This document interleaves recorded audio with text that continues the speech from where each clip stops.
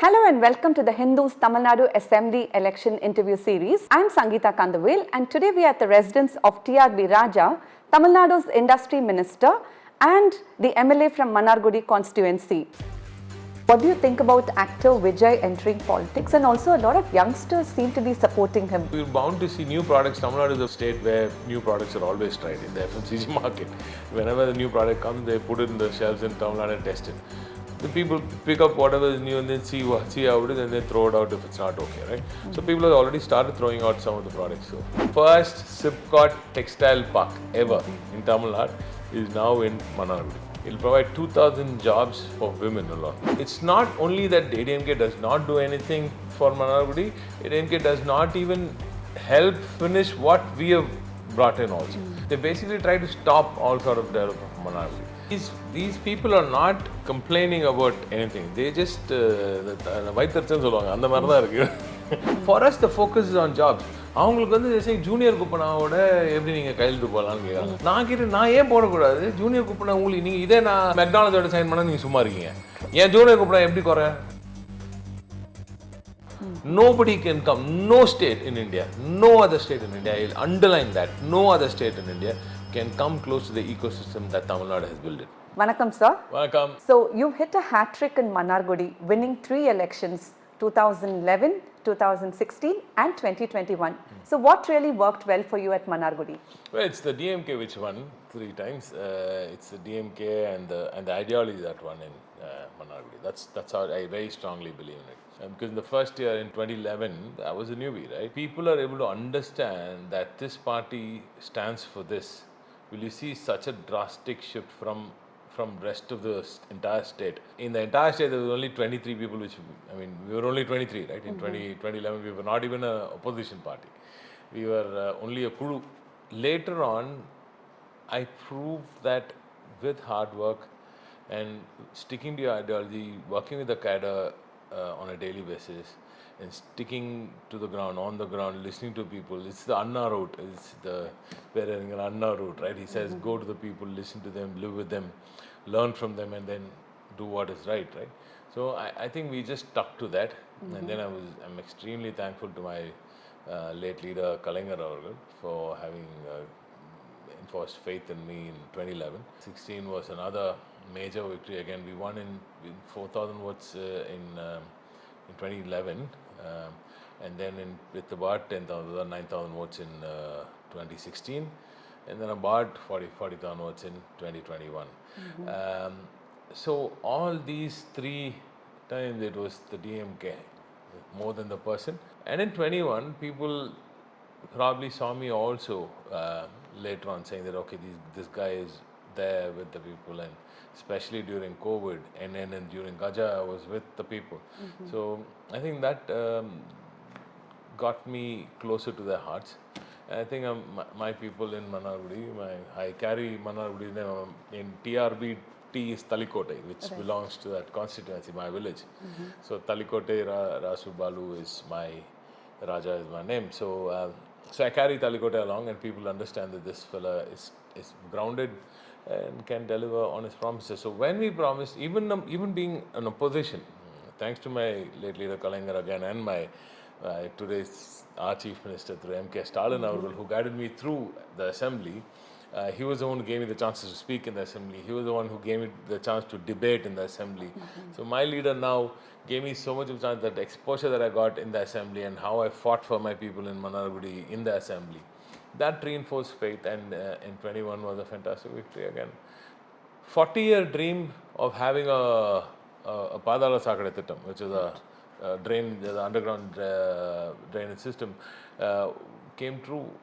Now about 200 crores worth of development work is happening in Mannargudi at rapid pace, and this it will be a model for the rest of the state, because we've planned it so well. We've used IIT Madras, we've planned it so well. So execution has been rapid. Every place that we dug up, we've closed rapidly, and we've ensured that everything goes smoothly, at least compared to other places. In Tamil Nadu, in several places all over Tamil Nadu in the last 10 years, you've seen that all these underground drainage works have stayed for 5 years.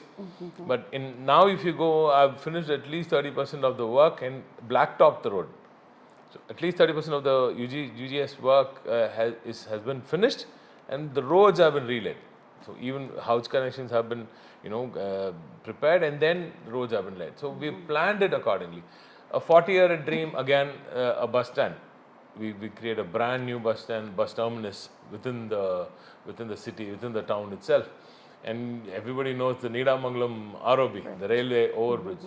Several people have lost their lives in that, waiting at that railway crossing. State part has been completed now, and the railway side is now pending. The union government has to still give us permission for the railway side. But we've done our job. So whatever we promised, we've been delivering. We've laid roads all across the rural areas. All villages have got roads. We've done so much in the Manargudi town itself. Rajagopalaswamy Kovil, adukku 16 crores we've spent for the almost, close to that has been spent for the renovation and of this beautiful temple there. And every single bridge that was needed has been laid. There's not a single big bridge that people wanted, and it's not there now. So just in the last 3-4 years, we've done such a massive change for Manargudi that everybody, including the opposition, knows that, again, it is proven that only when DMK rules or DMK is in power will Manargudi grow. So, in the last 5 years, what have you done in terms of education, sports, and also you mentioned about the temple. So, for the temple, you need to develop the tourism ecosystem also. Yep. So, what have you done on the tourism front? Right, fantastic. So, thank you. For the education front, there was a long request for a women's college. Right? So that we've got it done now, and the first year has already started. Next year, we're going to build a separate building for the whole women's college itself, arts college. We've already got all the ITS renovated there. We've already done a large indoor sports stadium is now coming up in Manargudi, as promised again. Thanks to our Deputy Chief Minister through Udayanidhi Stalin Avargal, he given us that stadium. In fact, I wanted it to be bigger now. We're building it in a different place now. And work is also underway for a large swimming pool, which is going to start very soon. That has also been cleared. And we are also working on a lot of other infra projects connected to sports in Vadur, in Edamelur, and few other places. Every single village has got Modalars, the sports kits, thanks to our Deputy Chief Minister again. So sports has taken center stage, and Vadur in Manargudi is known as the sports village. It was me who built that 6 crore worth of indoor sports stadium in Vadur, even as an opposition, right? We got it funded by the UPA government then. And we got the funds released, and it took a long time. Once the DMK government came to play, they tried to stop it. They did everything possible to stop it. They didn't help. They didn't put one penny. I gave them money from my MLA constituency fund. It's not only that ADMK does not do anything for Manargudi, ADMK does not even help finish what we have brought in also. So they basically try to stop all sort of development for Manargudi. Tourism. And tourism, of course. Okay, tourism, we promised a boat ride inside the Teppakulam. We have the world's largest Teppakulam. That's in Manargudi.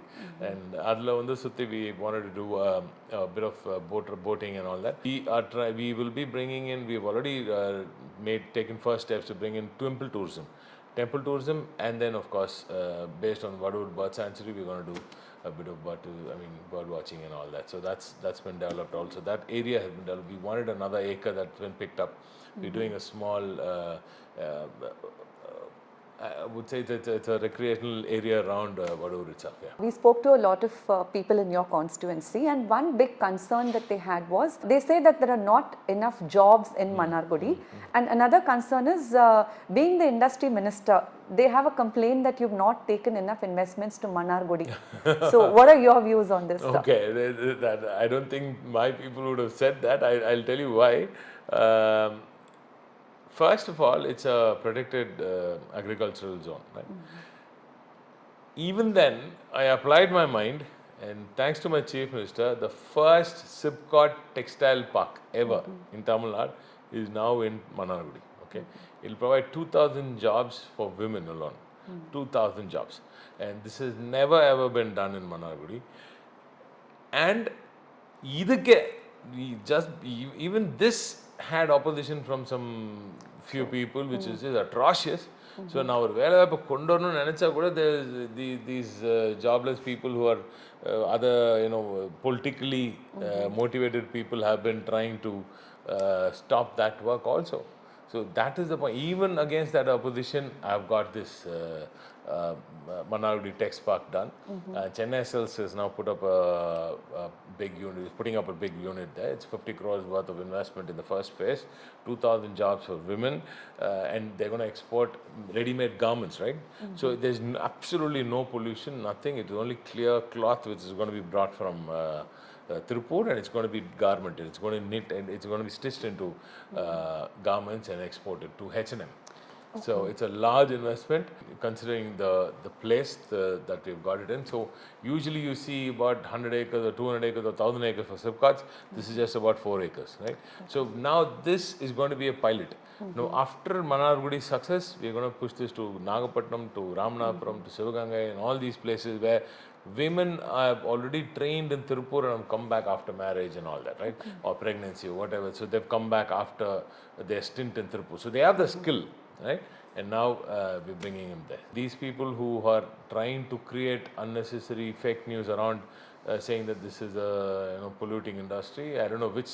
This is just a tailoring unit. I don't know which tailor shop pollutes in a big way. So in fact, it was me who actually spoke about a special agricultural processing zone or a protected zone in 2016 when Jayalalitha was there in the assembly.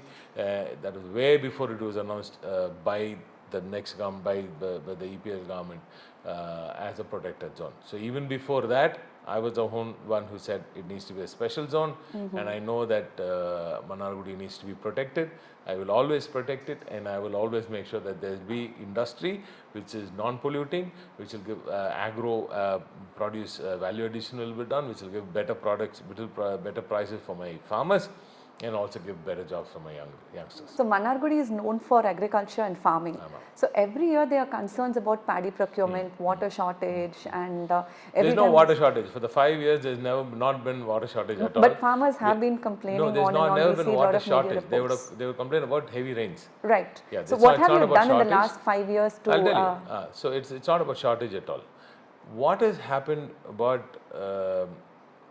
you're talking about storage and stuff, Right, the storage and other things. And what have you done in the last 5 years to improve the livelihood and income of farmers in your constituency? Manargudi has never seen the kind of application of mind when it comes to farmers' well-being till date, till we took over. I'll tell you why. Because we have the highest number of DPCs in Tamil Nadu, direct procurement centers for farmers, right? From that, we ensured, I was in the planning commission for the first 2 years, if you remember. So that gave me a big leverage, so I could push a little bit of infra needed for paddy storage and all that. I was the first one to take a dryer, a new dryer, and test that as opposition and later as planning commission member also. I was the first one to do drone spraying in Manargudi, right? So all this intervention that we are trying to get is to make sure that the people of Manargudi, the farmers especially, get the kind of intervention that is needed to protect their crop and also value add. I've been very vociferous about value addition of paddy processing, paddy produce and all farm produce, and we've taken very good steps to first ensure that the paddy is stored properly. So you see the storage alone has increased by several, almost close to 100,000 tons now, in and around Manargudi, Tirupati and all these areas, right? And we've made sure that all this paddy now, which had come, last year we had a bumper crop. We had a massive bumper crop, never ever seen. So there was a problem of plenty. And the farmers also understood that we have never seen this kind of a bumper crop, so there's bound to be some problem. And it was also raining exactly during those times, right? So our chief minister took a meeting. I mean, he in fact had myself and the food minister on the call with officers on October 2nd. if I remember right. It was a holiday, and he took a call on that day also. It was a Zoom call, and we sat and we prepared, and we did everything possible to try and save whatever crop that has been harvested. And then what is the problem? We identify the problem is about storage and also about procuring wet paddy, right? So what we want to do is also make sure that there's no more procurement of paddy, even if it is raining. So we've taken several steps. In fact, during my planning commission days, also we've set up a plan where we will, in future, in very soon, we will be able to procure even at 20% moisture. Right? This will be a amalgamation of usage of dryers and silos. So that way we can procure at a higher moisture, and don't let the farmers go through the struggle of drying their paddy. Right? So when we can procure at 18 or 20, then it makes it easier for the farmers to give their paddy, and then we will take it and dry it out. So this is what the plan is, and we've already started the process, and very soon you'll see in Dravida Model 2.0 you will see that rolling out happening also. So there's not been water problem. Thanks to the Mettur has been filled in record number of times only during this regime. So it's a problem of plenty that we've had, not a problem of not having anything. So there's been a lot of criticism about the regional investment summits that you've been holding over the last 1 year. So your opposition and many of the parties have raised concerns that what is this? They are just signing a small MOU with small firms, and either vandu regional investor summit persa kaatrangalenu. So what are your views on that? Regional investment summit la Hyundai kuda vanduchu theriyuma ungalku. So adiyum dhaan vanduchu. These people are not complaining about anything. They just vaitarchan solluvaanga andha mari dhaan irukku. நம்ம ஆளுங்க வளரல, என்ன பிரச்சனை உங்களுக்கு? What is their problem if our own MSMEs grow? They are saying that I shouldn't bring hotel industry. Okay, now food industry is one of the best service industries for me to give jobs. For us, the focus is on jobs. அவங்களுக்கு வந்து they say junior குப்பனாவோட எப்படி நீங்கள் கையெழுத்து போடலான்னு கேட்குறாங்க. நான் ஏன் போடக்கூடாது? ஜூனியர் குப்பனா உங்களுக்கு நீங்கள் இதே நான் இதுலேருந்து ஏதாவது மிஷ்லின் ஸ்டார் ரெஸ்டாரண்ட் போயிட்டு அங்கேருந்து வந்தால் நீ மெக்டானல்ஸோட சைன் பண்ணால் நீங்கள் சும்மா இருக்கீங்க. ஏன் ஜூனியர் குப்பனா எப்படி குறை? என்னோட தலைப்பாக்கட்டி எப்படி குறைச்சல் அதில் அதோட என்னோட மஞ்சள் எதுக்கு குறைச்சல் நான் சொல்கிறேன். I mean, you get it. How are our brands lesser than a McDonald's or a KFC, right? If I sign with those guys, they're okay. It is unbelievable the kind of mind block that they have on our own MSME. These are people, hard-working people of our own state, and I've told them, you talk whatever you want. I will make sure that all these MSMEs grow into large chains, and they're putting central kitchens, right? The size of the central kitchen, the investment is about 300-200 crores, and they're going to give hundreds of jobs to local people. How do I ensure all parts of the society get jobs? Right? I can't just give jobs to only the high-end jobs. I can't only look at only the women, right? I have to look at every single unskilled, semi-skilled, yeah? Skilled labor. Every sector needs to get jobs. Every part, every section of society needs to get jobs. And that is why wherever we're not, in fact, even if wherever we're not going to be able to get manufacturing jobs, we look at services, right? And we also look at an amalgamation of this. And food industry and hotel industry is phenomenal job. They give phenomenal jobs. And that is why we have touched on the tourism. You saw the tourism conclave. Why do you think we stepped into the tourism conclave? And you look at the impetus that Dravida Model 2.0 is going to give the hotel industry. The hotel industry is going to get a big push. It's going to get a very big push, and they're going to be employing hundreds of thousands of people for sure, and we'll make sure that new areas in Tamil Nadu are opened up. That way more people get to travel more, and more people get to eat more in a better, more safer, hygienic places, and that I see as more job opportunities for my people. And I think it is very silly of the opposition to look at our own people and belittle them in many ways. I don't think you can just belittle our own self-driven, self-made entrepreneurs who've grown with hard work, sweat and blood, right? So I want to support. I think our Chief Minister wants to support everybody who's homegrown, and homegrown needs to come first, and then we look at the foreign investors also. But I don't think why our own people should not get equal importance. So we will continue to give equal importance to our MSMEs, and we'll make sure that they grow also. Okay. So land prices are increasing in Tamil Nadu at a very rapid pace. And when compared to Gujarat and Telangana, our land rates are quite high. Yeah. So don't you think this is going to be a deterrent for investments coming into the state? No, that's why we have the SIPCOTs, right? And we also make sure that we give them discounts on land also. But that said, we shouldn't be worried because we make up for land prices with talent, with ease of doing business, which is the most important thing. Ease of doing business, talent, and the ecosystem. Nobody can come, no state in India, no other state in India, I'll underline that, no other state in India can come close to the ecosystem that Tamil Nadu has built up already, right? So, and is building too. So the ecosystem, the entire localization of products, of the supply chain that has already happened in Tamil Nadu and is happening now and will happen in the future, will always offset your land cost, right? So, and we are also now looking at higher end jobs, right? More for higher end jobs, like where we get more of R&D, more of knowledge economy, right? So I think going forward, we have covered the land requirement with SIPCOT.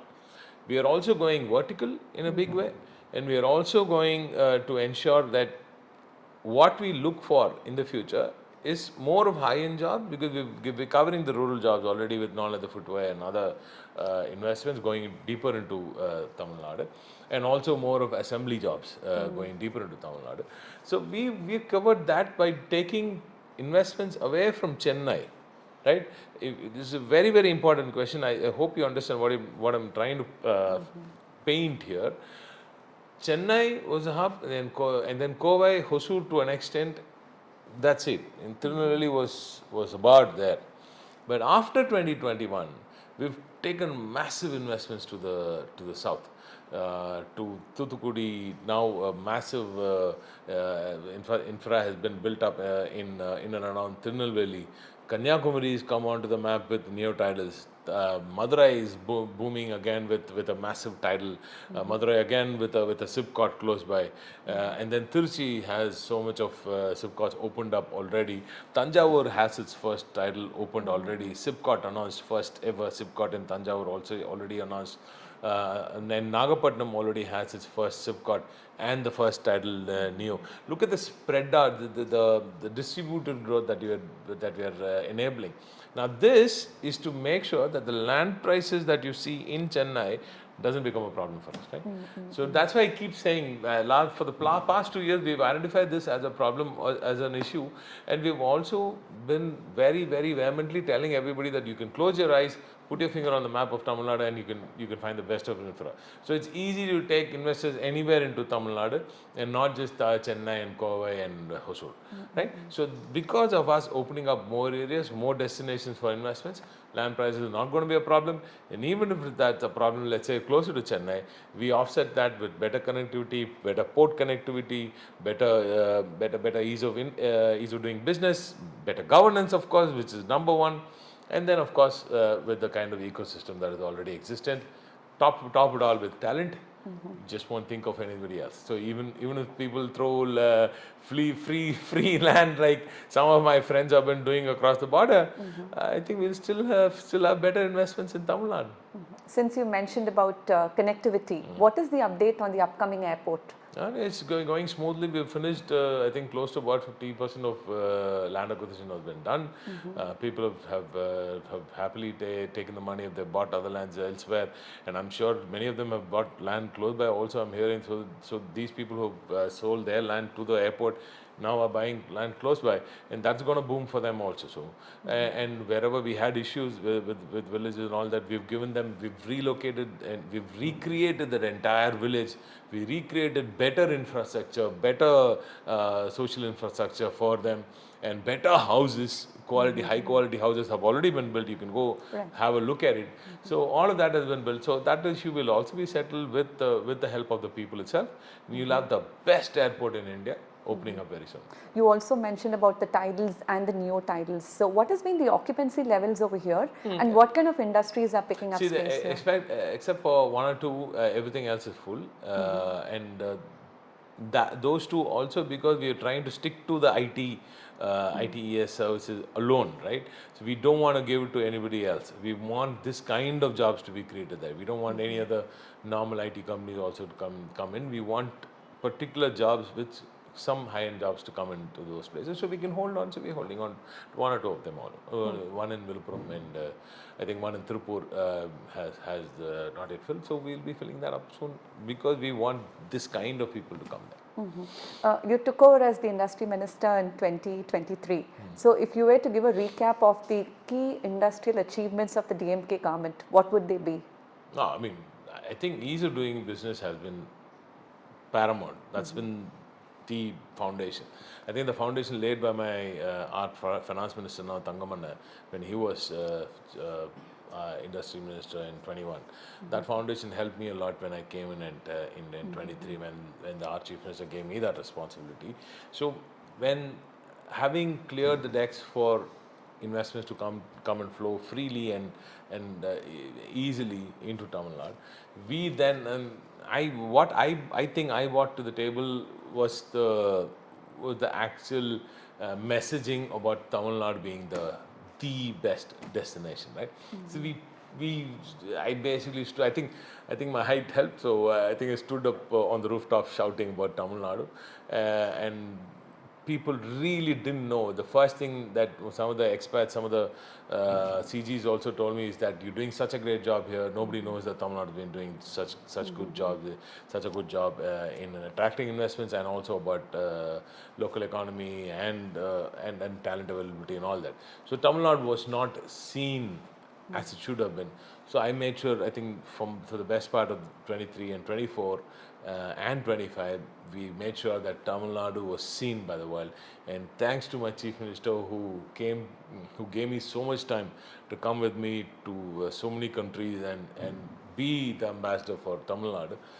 Seeing Chief Minister M.K. Stalin in that country, and when investors see that a Chief Minister himself is coming and doing the pitches, it becomes easy for me, right?